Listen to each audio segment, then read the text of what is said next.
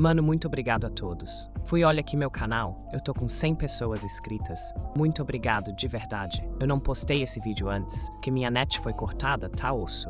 Pode ser que eu consiga posta neste mês de outubro, fazer o meu melhor pra isso acontecer. É isso. Como tá indo muito bem essa obra no meu canal, eu trouxe ela novamente agora com a parte 3. No capítulo anterior, acabou na parte que o careca manda o soldado dele, amarra todos os alunos da Liang. O capítulo de hoje começa com o prota deitado olhando para o celular. Fala que o sinal do telefone via satélite, colocados nos alunos, mudou de local. Como era de se espera, o que era para chegar chegou. O prota na varanda pergunta como vai as coisas. Ele diz que agora ele está mais um pouco ansioso com isso. Cena corta, e o prota tá na sala de controle, onde a Xinxin tá assistindo o filme. Xinxin aperta um botão e a animada chama. Fala, irmão Zhang Yi, você está aqui. O prota chegar e fazendo carinho na cabeça da Xinxin, ele pergunta pra ela se não é chato ela assistir filme sozinha. Xinxin responde dizendo que ela só tá passando um tempo. Zhang Yi pergunta como vai a pesquisa dela, com os telefones via satélites que ele entregou há alguns dias atrás. Ele também pergunta se existe algumas informações importantes. Xinxin responde dizendo que essas pessoas são muito cautelosas. E além disso, o telefone não é usado há muito tempo. As informações são relativamente escassas. Xinxin conta que, através do histórico do chat, ela conseguia saber a identidade do homem que ele matou. Ela fala que o nome dele era Gao Yuan, e ele foi treinado por Xiao Hong, o líder da base Yangsheng, o primo dele também, e capitão de um time. O prota com a mão na cabeça fala porque isso não poderia ser uma coincidência, ele ter matado logo um parente do líder da base Yangsheng. Parece difícil resolver esse assunto. Xinxin, com uma cara estranha, fala que só um primo não é um irmão de verdade, e difícil dizer como era o relacionamento entre ele. O prota fala que não podemos dizer claramente sobre os relacionamentos entre as pessoas. De qualquer forma, basta se prepara. Xinxin, mexendo no computador, fala que, julgando pelos registros do chat, as relações deles eram bem próximas, mas essas informações ainda não são precisas. Ela fala que, se esse for o caso, eles vão ter que lutar contra duas bases ao mesmo tempo, um ataque conjunto organizado. O prota dá suspiro e fala que ele estava pensando sobre isso, e nada pior do que isso acontecer. O prota continua e fala que desde a experiência com a base Xishan, depois daquela batalha prolongada, medida essas grandes organizações desapareceu. Eles então apenas aproveitando o caos para chegar ao poder. A menos que eles tenham uma grande arma assassina, como um míssil de alto rendimento, isso não apresentará uma grande ameaça a nós. O prota fechar um punho e diz que ele também estava ansioso para lutar com eles. Ele, olhando para Xinxin, diz que só assim, para eles entenderem que esse território pertence a Zhang Yi. Xinxin, toda fofa, corta. Ele fala que o histórico do bate-papo deles também falam sobre a adoração da neve. Embora não tenha nada a ver conosco, me escute. Através das conversas de Gao Yuan e outros, vemos que a atitude da adoração da neve é muito ruim. Então eu acho que a contradição deles é bastante aguda. O prota pergunta se o que ela quer dizer é se a base Yangsheng ataca, podemos recrutar o culto de adoração da neve como ajudante. Xinxin fala, quem sabe? Mas se pudesse, melhor mais um ajudante do que um inimigo, certo? O prota fala que ajudantes desconhecido, às vezes mais aterrorizante que o inimigo. O prota com uma cara assustadora fala, mas se for de valor, eu não me importaria de ordenhá-los. Cena corta para a base de Yangheng. Tem uma pessoa passando entre uns guardas. Vemos que é o careca comandando os alunos da professora Liang. Ele fala para cuidar bem dele. Eu irei imediatamente reportar ao líder. Cena corta e o careca está na sala da Xian. Ela pergunta a ele o resultado da investigação. O careca diz que encontrou o celular de Gao Yuan, cidade de Shujia. Capturamos um grupo de estudantes que afirma ser de Tianqing College. E a professora está do lado de Zhang Yi. E quanto ao Zhang Yi, não o vi, mas ele está lá na mansão Yunqi, do outro lado do rio de Shujia, onde uma barreira de gelo foi construída. E se meu palpite estiver certo, Zhang Yi e seus homens devem estar vivendo atrás dessa barreira. Essa barreira bloqueia o ataque da base Xishan. Shan, de braços cruzados, pergunta onde estão esses alunos. O careca responde dizendo que os alunos estão lá fora. E ele pergunta se ela quer interrogar eles. Xian, levantada, chama ele para dar uma olhada nesses alunos. Cena corta, e tá os alunos de joelhos com dois guardas olhando. Xian e o de óculos junto com o careca chegam nos alunos. O careca fala que outro aluno desmaiou. Ele deveria fazer parte da base Xishan, porque achamos tecnologia de modificação corporal nele. Xian fala para o careca, deixa essa pessoa para trás e continua sua pesquisa. Ela senta na frente dos alunos e pede para que eles falem tudo o que sabem.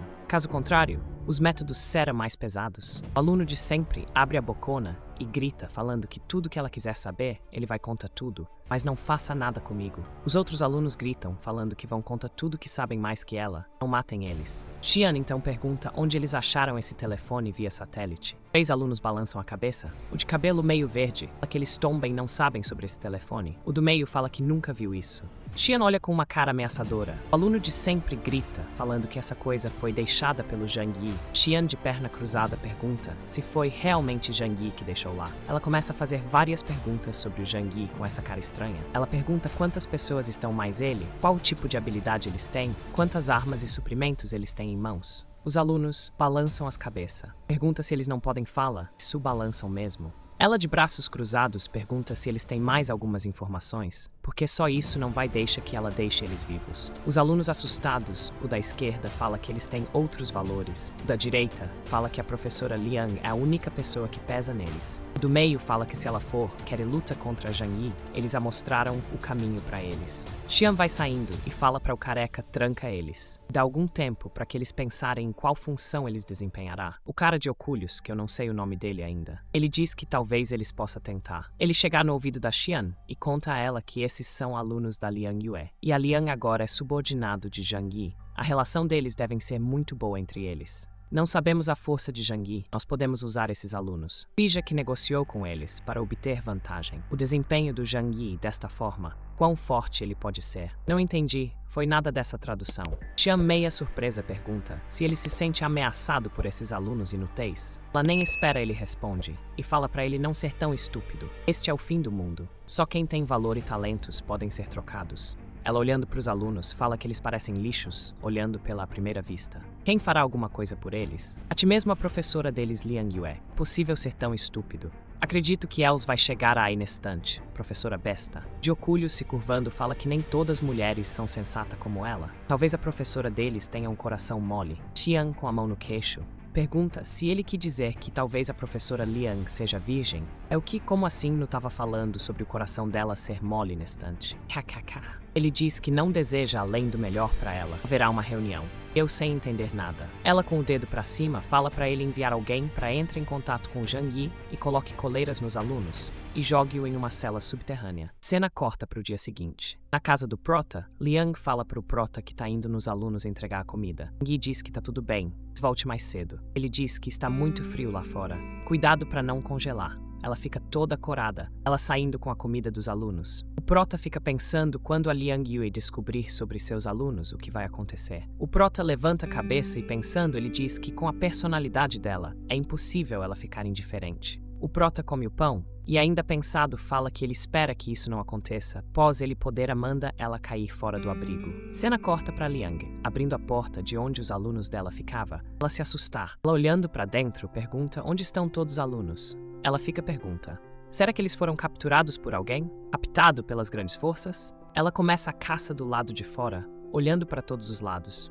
Fala em pensamento, diz que não está conseguindo achar ninguém. Será que eles realmente foram levados? Liang, olhando para baixo, pensando, diz que ela só pode pedir ajuda ao Prota. Então ela sai correndo, falando em pensamentos que o desaparecimento deles não foi acidentalmente. Se alguém realmente fez isso, então o alvo sou eu. Cena corta e Liang descansando. Prota pergunta o que ela tem. Ela abre os braços e fala que não é bom. Algo grande aconteceu. Os alunos sumiram. Ficam todos assustados. Enchem com a mão na boca. Fala que como isso pode acontecer, tem mais de uma dúzia deles. Karen pergunta se eles não foram buscar madeira e comida. Liang fala, procurou por todos os lugares e não achou uma única pessoa. Zhang Yi, eu gostaria de saber qual base estendeu a mão. Prota, olhando para baixo, fala que pode ser muito possível, mas eu não consigo descobrir que levaram seus alunos. Prota se levanta e vai em direção da Liang e fala para ela não se preocupar. Precisamos acalmar, pensar em uma solução. Vamos primeiro, olha em volta do abrigo. Vamos olhar as câmeras, ver se tem alguém se aproximando. Verifica a vigilância ao redor, para ter certeza que está tudo bem. Um tempo depois, o Prota com a mão no queixo fala que isso vai ser bastante problemático. Não sabemos quem fez e qual o propósito.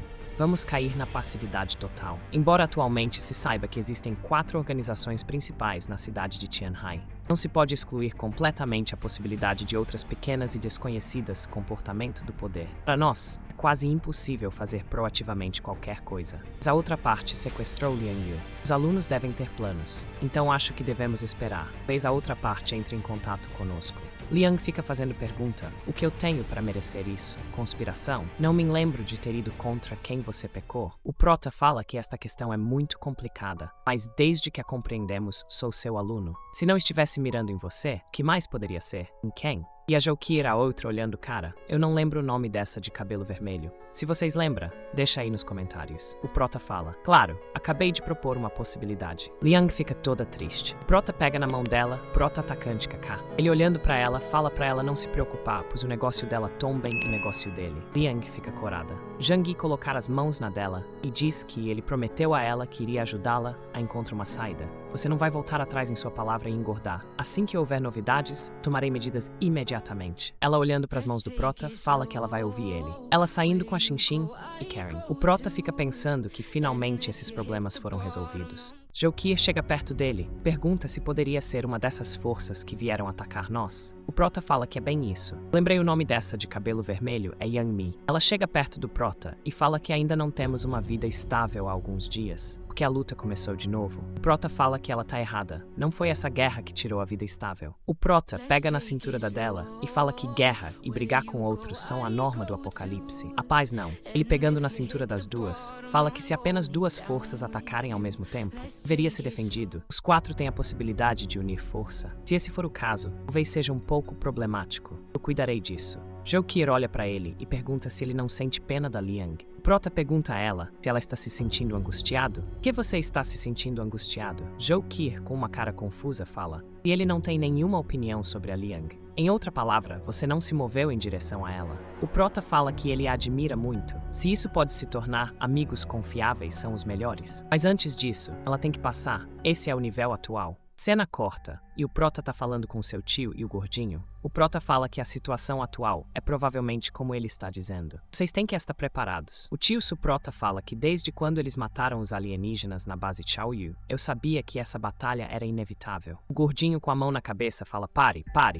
É bom viver no apocalipse. Por que ainda temos que lutar? O Prota fala que quando o objetivo da sobrevivência for alcançado, seus desejos devem expandir infinitamente. Nem todo mundo é como nós. Tem desejos ou vontades. Então eles ouvem um som. Tio Yu e o Godinho já levantam. O tio fala que alguém tá vindo. O Godinho fala que é um carro ruim. Então eles saem correndo para a escada. Os três chegam na varanda e param. O Prota olhando para o carro, ele se pergunta: pessoas da base de Yanheng, por que existe apenas um? O carro é um batedor ou um mensageiro? O Prota aponta com um rifle para o carro. O carro vem muito rápido em direção da base do Prota. Então o cara do carro atira com uma crossbow em direção da base do Prota. Flecha pega na base do Prota. Parece que tem uma mensagem nesse negócio vermelho. Prota se pergunta se eles que ir embora. Yumi pergunta: cadê o murrão de gelo da base do Prota? Ele dá só um tiro no pneu do carro dos carras. O carro dá umas capotadas.